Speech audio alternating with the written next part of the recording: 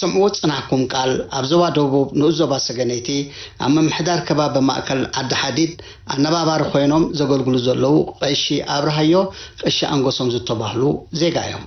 نصهم نزيز جلزو تن عدتات كدم معك أمين حمدن زنبرن كنتاتن ماين حمدن مسعك أبا قبل معات مسنو زمزجو عوض كقول صلنا مستوكسنا يوم ذهبونا مبرهي إنيرو سلام كميك أنكم زخبركم من زخبر كنت خطاتل تمدب حرشان على معبل نايلون مدبنا أبزت تقسم محدار كبابي ماين حمدن بمعقاب زت رخبر بحازته كورا خوينو زعق أبي يبلع بزبلار استي تداليلو إذا قال محتت زي هزبا وركبات منستر حرشا زكايلو خوينو بعد لاو نايز مدب تواهيد الله كسافت أمي مدبنا مسان أخذ صنحو أدمين هاي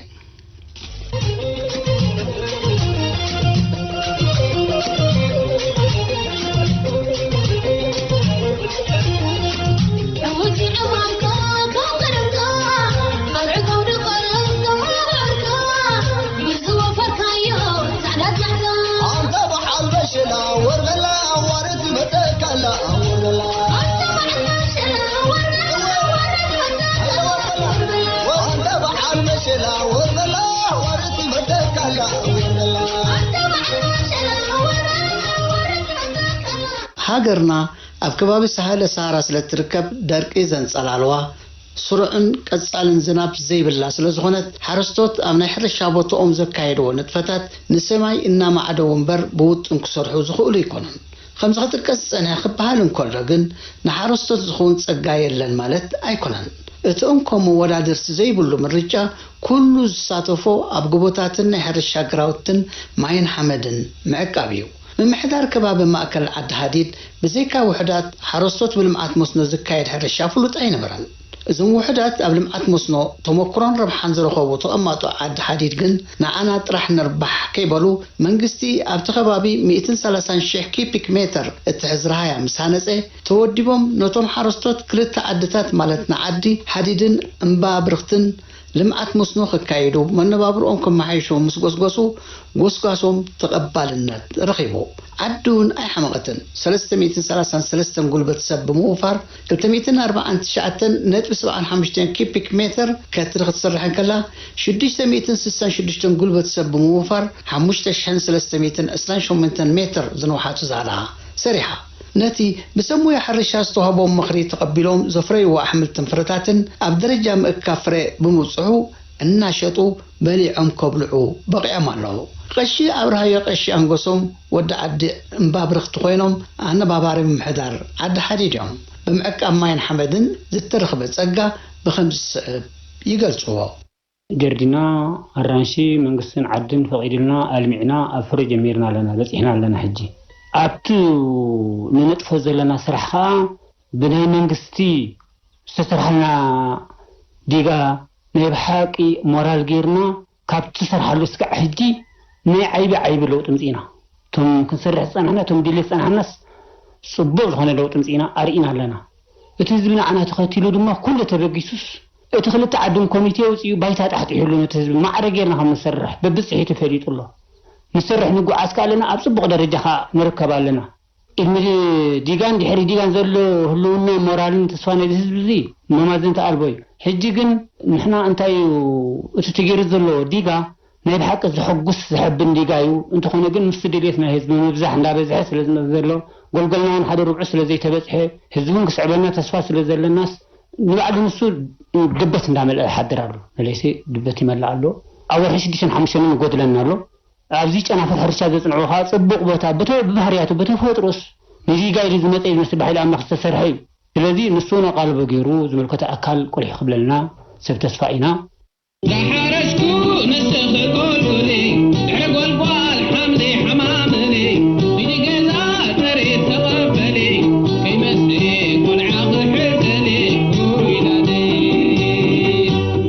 መንግስቲ ወይ ድማ ምሕዳራት ባይታ ንስራሕ ይፈጥሩ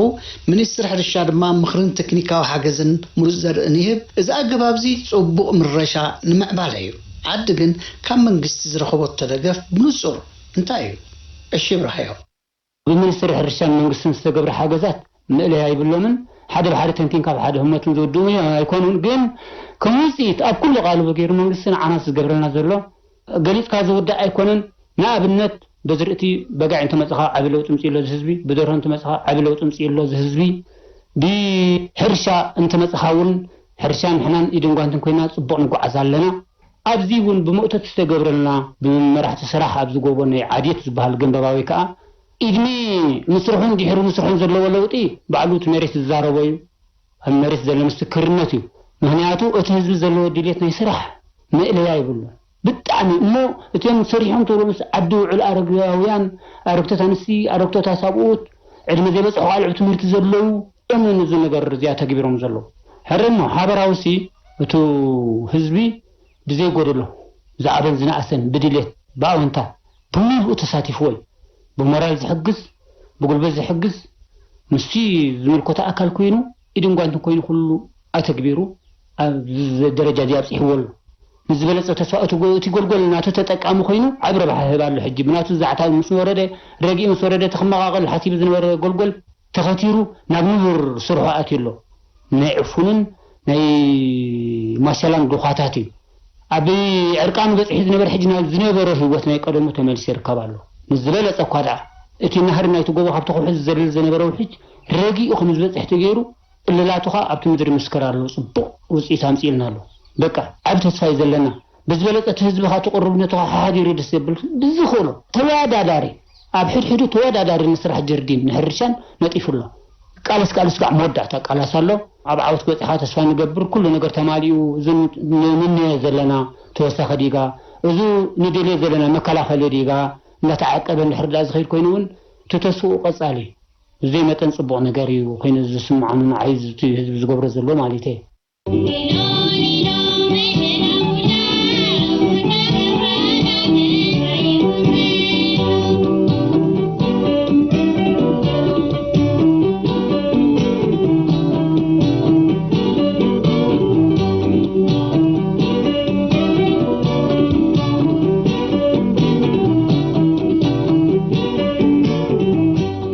ሚኒስትር ሕርሻ ኣብ ምሕዳር ከባቢ ማእከል ዓዲ ሃዲድ ራህያ ካህንጽ እዩ ምስ ተባሃለ ተሳትፎ ህዝቢ ከመይ ነይሩ እንታይ ከይሰሪሑ ወኪል ሚኒስትር ሕርሻ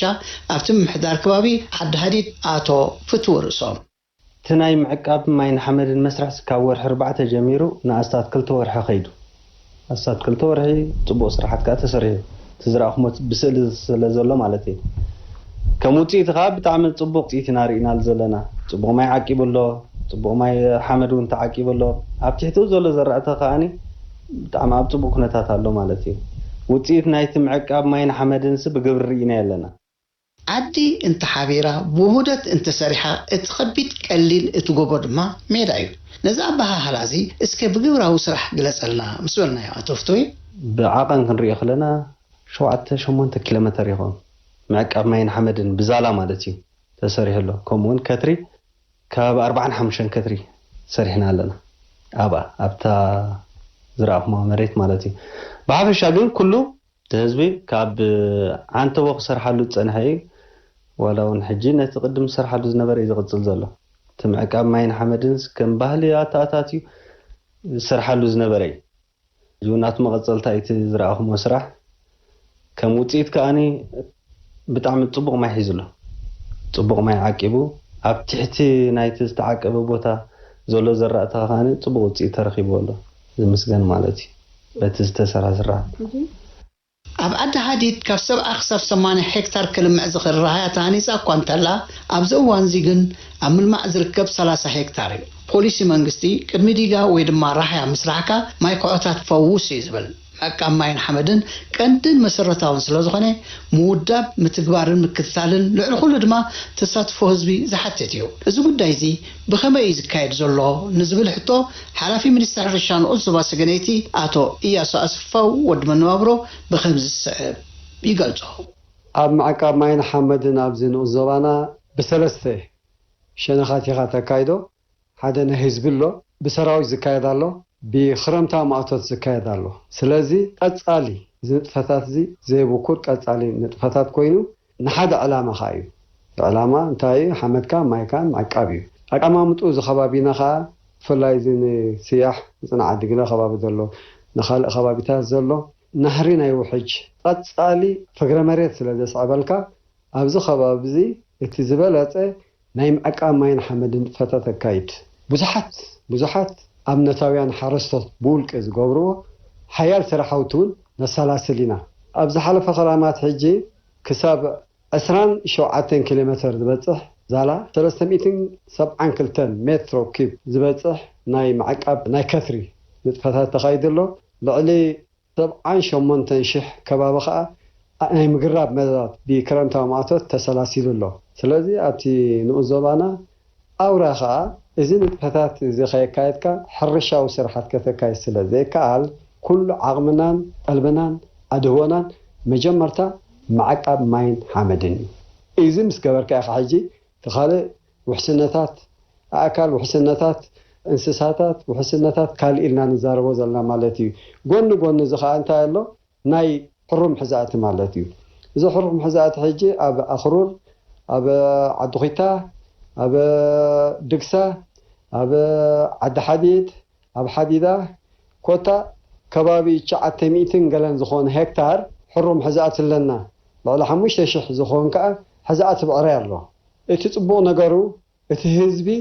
እናረዓሙ እናፈለጦ እናተረድኦ ስለ ዝመፀ ዝኾነ ቦታታት ኣብ ሕሩም ሕዛእቲ እዩ ዝጎይ ዘሎ ንኣብነት ሪኢኹም ኣለኹም ናይ ዓድየት ናይ ዓዲ ሓዲድ ኣብ ከመይ ዝበለ ደረጃ ዝሓለፈ ክራማት ኢና ገርናዮ ሕጂ ሳዕሪ ተገርሉ ዓፂድካ ሳዕሪ ንጥራይ ንምሃብ ምድላው ትግበር ኣሎ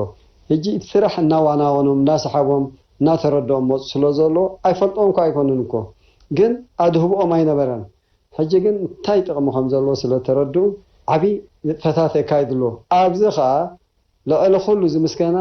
ኣዴታትናን ኣሕዋትናን ደቂ ኣንስትዮን ንጉሆ ዳዝዳዝ ኣፍራዛን ባዴላን ሒዘን ናይ ዕቃብ ሓመድን ንጥፈታት ክሰርሓ ከለዋ ብሓቂ ኣዝዩ ወኒ ዝህብ ሕልና ዝህብ ስራሕ ሰርሓ ስለዚ ናይ ኩሉ ድምር እዚ ዕቃብ ማይን ሓመድን ከይገበርካ ካልእ ፋልሶ እዩ መባእታ ፈለማ በኽሪ እንታይ እቲ ናይ ሕርሻ ነገር ዕቃብ ማይን ሓመድን ክሕዝ ኣለካ እዚ ተገርካ ኢኻ ሕጂ ናብ ተኻልእ ዕዮኻ ክትግስግስ ትኽእል ስለዚ ኣብዚ ከባቢና ምስ ኣቀማምጣና ምስቲ ጂኦግራፊያዊ ኣተሓሓዛና ክንሪኦ ከለና ቀትርን መዓልትን እዚታት ከይሰርሓኻ ዕቃብ ማይን ሓመድን ከይሰርሓኻ ትነብር እውን ኣይትኽእልን ኢኻ ዛስባ ሕጂ ካብ ጥንቲ ካብ ቦታትና ብሓጎታትና ዝመፀ ሕጂ ከዓ ብዝለዓለ ደረጃ እዚ ዘሎ ወለዶ ናይ ዕቃብ ማይን ሓመድን ንጥፈታት የካይድ ኣሎ ማዕለያ ዘይብሎ እንኳ ኣብነታን ሓረስቶታት ሎሚ ግራቱ ዘይድልድል ግራቱ ዘይዛሊ ግራቱ ደይምድምድ የብልናን ካብዚ ንላዕሊ ከዓ ክስታይልን ከምኡ ስለ ዝገበሩ እቲ ዓንቶይ ንዛረቡ ነበርና ናይ ኣድሪ ዘይቲ ኣብዚ ደረጃ ዝበፂሕናዮ ዘለና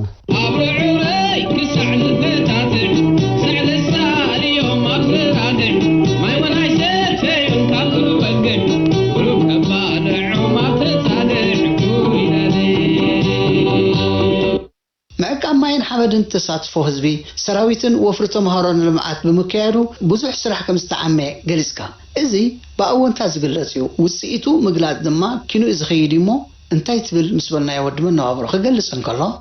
ምህርትና ሰሲኑ ምህርትና በዚሑ ምህርትና ገንፊሉ ምህርትና በርኪቱ ምክንያቱ እቲ ተባሕጊጉ ዝኸይድ ዝነበረ ዓዲ እኮ ከም ተጋሃፀ ዓፅሚያ ኮይና ነይራ ሕጂ ግን ዕቃብ ሓመድን ምስ ገበርና እቲ ፍርያ መሬት يعقب سلازلو أمهرتها زيادة خم نحفز زيادة خم نأتخين سلازي رؤي وتيت رؤي لو تيمس إلا مالتي هذه إذا أنا حركونا ريهم دو توم زدوكو بقتش أخذ صافو عيلهم زيتي ما قدنا يعقب مع محمد سلازي نزيئة كل سب سلازي فلتة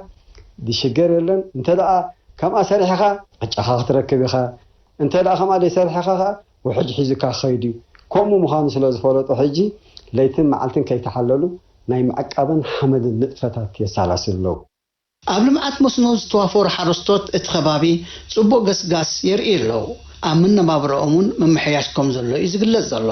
ካብቲ ለሚዑ ዘሎ መሬት እቲ ብሕጂ ብልምዓት መስኖ ክለምዕ ዝኽእል ቦታ ይሰፍሕ እቶም ነዚ ተግባር እዚ ዘይሰዓብዎ ሓረስቶት እቲ ከባቢ ኣሰርቶም ብልምዓት መስኖ ዝተዓወቱ ክስዕቡ ቀጻልነት ዘለዎ ውሑስ ስራሕ ክሰርሑ ክሳብ ክንደይ ድልዋት እዮም ኣነባባሪ ምሕዳር ከባቢ ዓዲ ሃዲድ ቀሺ ኣብርሃዮ ቀሸንጎሶም ንምስር ሕርሻ ክፍለየና እንደለን ፀገማት ዘለና ሓደ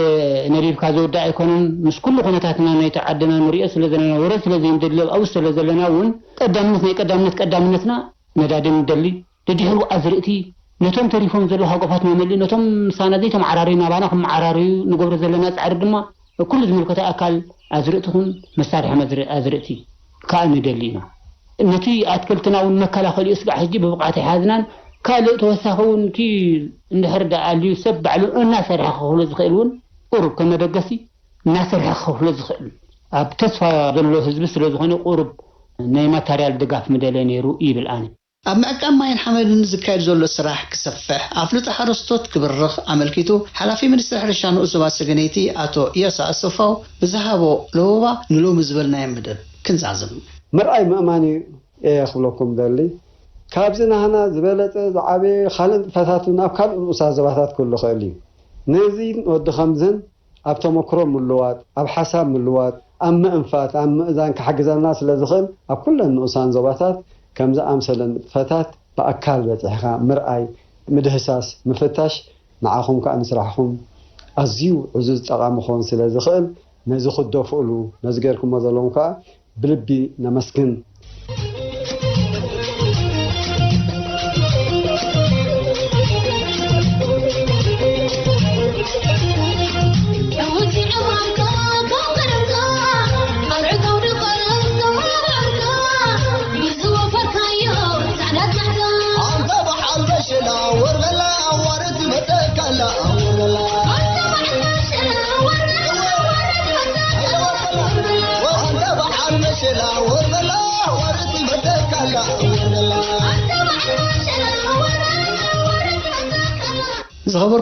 زخبركم تخاتلت مدب حرشانا أنا ما قبل أما محدار كباب عد حديد أما أكاب ماين حمدن أتوكرنا زعك أبي يبلع بزبلا رأسي نلوم زدالنا مدب إذا خصم وصنعكم ينيرو كم لهم بخالو تحسو خصاب نراقب السلام نقول لنا